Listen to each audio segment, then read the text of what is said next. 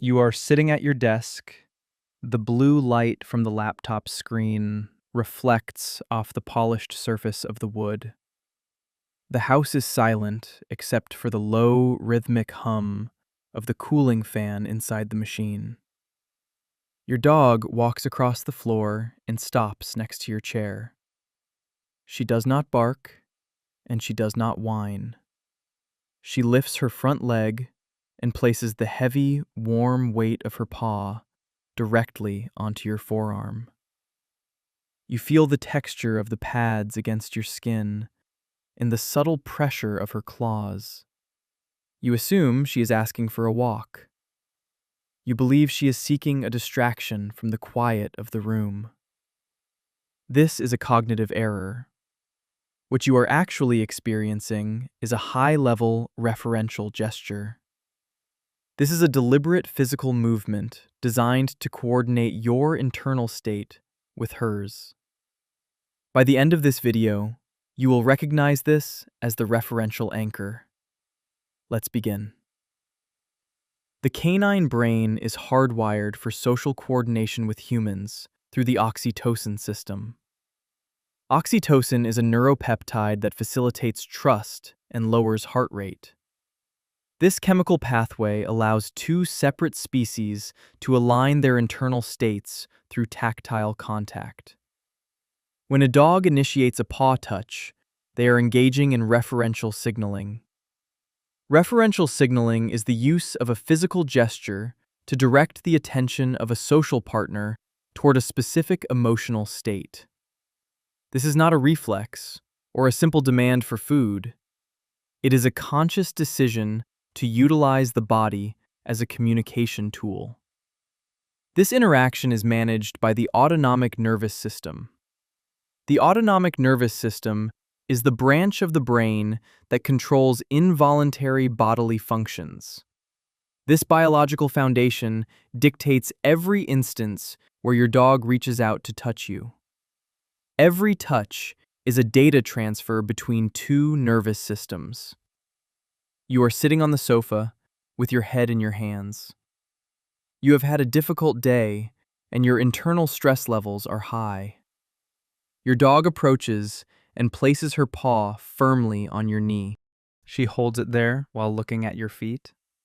You assume the dog feels pity for you. You believe she is offering sympathy because she understands your struggle.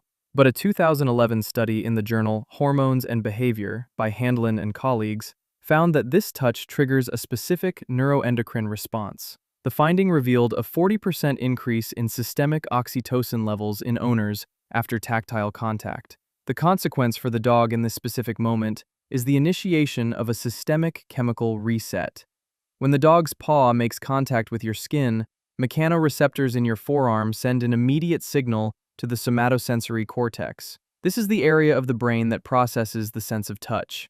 This data is instantly routed to the hypothalamus, which triggers a sudden release of oxytocin into your bloodstream. As your oxytocin levels rise, they act as a biological inhibitor to the production of cortisol. Cortisol is the primary hormone responsible for the stress response. As your heart rate begins to decelerate, the dog's olfactory system detects the micro shifts in your chemical output. This is a bidirectional feedback loop where the dog uses her paw to ground your nervous system to a lower baseline. The dog is not experiencing pity. She is executing a biological stabilization protocol. Her brain recognizes that a stressed social partner is a threat to the stability of the group. By placing her paw on you, she is forcing a chemical reset to maintain a predictable environment. She is managing your emotional state as a way to manage her own safety. This paw is a physical bridge connecting two separate shores. The research-supported response. Remain still for 60 seconds to allow the oxytocin loop to reach its peak. This reinforces the dog's role as a social regulator and lowers your baseline stress without the need for vocal interaction. You are standing in the kitchen preparing a meal. The sound of the knife against the cutting board is the only noise in the room. Your dog walks up and places her paw on the top of your foot. She remains there, staring at the cabinet where her food is kept. You assume the dog is begging. You believe she is demanding her meal through a physical nudge. But a 2007 study in the journal Animal Cognition by Miklo C. found that dogs use referential pointing gestures. These are physical movements used to direct a partner's attention toward an object. The study found that dogs perform these gestures with the same cognitive intent as 12-month-old human infants. The consequence of this gesture is the creation of a shared cognitive frame between you and the dog.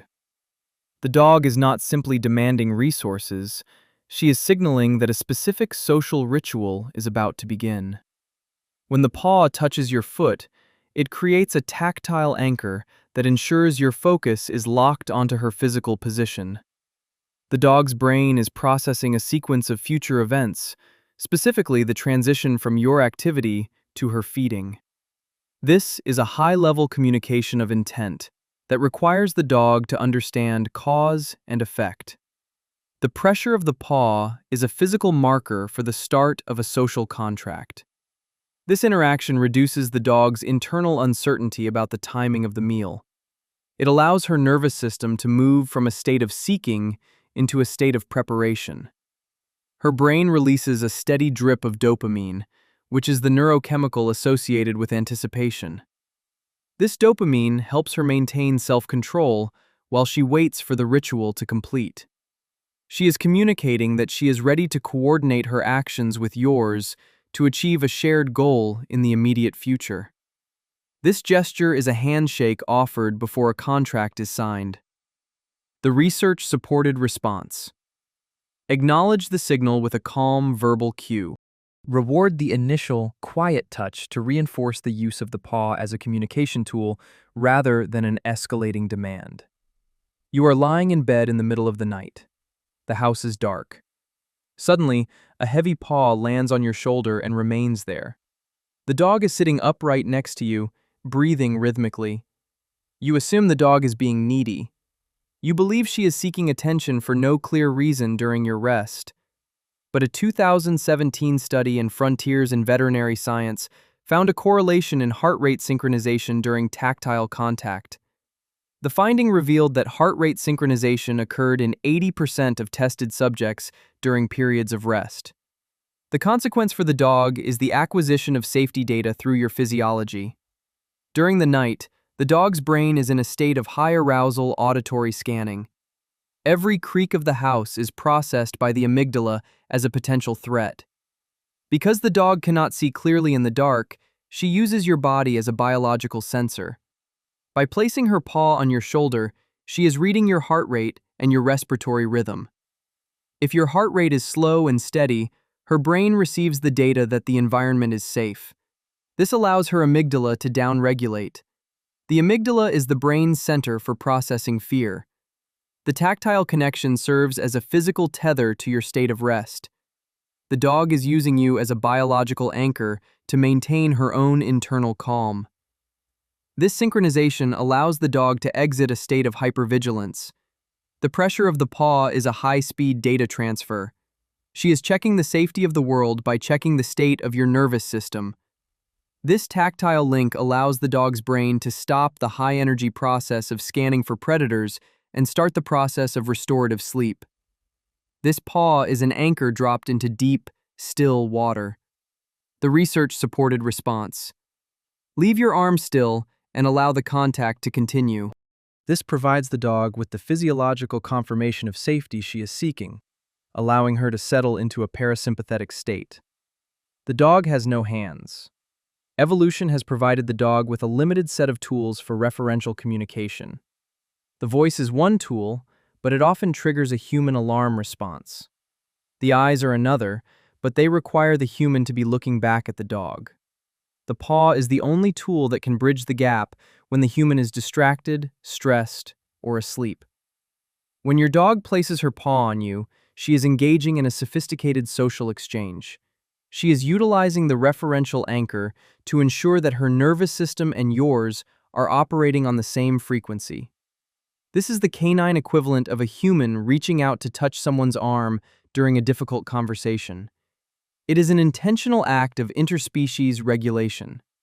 The paw is her word. It is a biological signal that she is treating you as a secure base.